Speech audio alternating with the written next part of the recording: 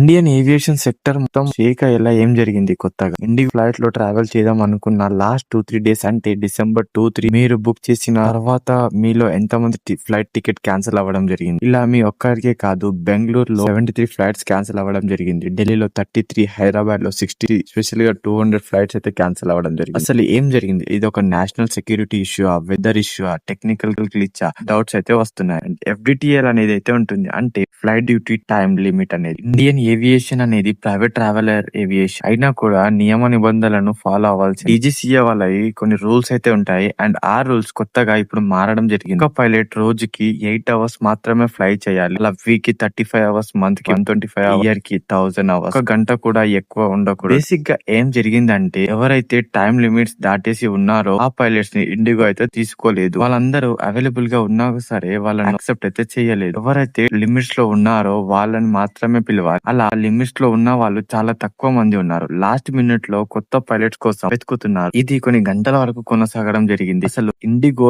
ఎందుకు పైలట్స్ ని హైర్ చేయలేదు అనేది ఇప్పుడు ఒక పెద్ద ప్రశ్న.